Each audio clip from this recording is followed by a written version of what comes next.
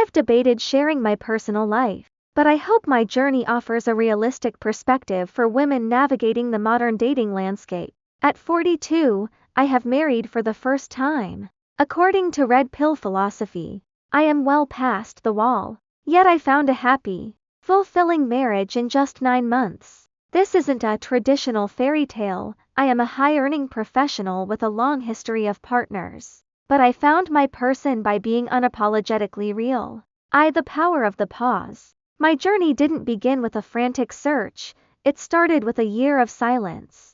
After a devastating breakup in 2023, I ignored the voice screaming that I was too old to waste time. I spent a year isolated reading, soul-searching, and reconnecting with my faith. This period of grieving was messy and unglamorous, but it allowed me to rediscover who I was and, more importantly, who I wanted to be. 2.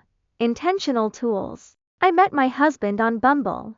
We originally connected before my gap year, but I was too anxious and canceled our date. 6 months later, I reached out to see if he was still single. He graciously accepted a coffee date. But this time, I used the apps with a strict protocol. No ambiguity.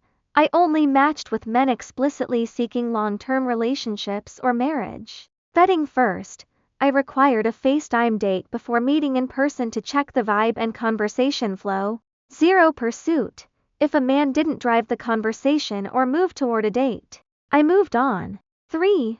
Values and vulnerability. On our second date, I set a firm boundary: no sex without monogamy. While we did choose to be monogamous that night, the transparency established a foundation of respect. I was vocal about my old-fashioned views, including not living together before marriage. I wasn't demanding he change, I was simply stating who I was. Surprisingly, I didn't settle. My husband is 35, a successful entrepreneur, and someone I deeply admire. However, I remained realistic. We both have baggage, and I was willing to compromise on logistics, selling my condo and moving to his side of town because his commitment was consistent and visible. In a move that surprised many, I converted to his religion, Islam.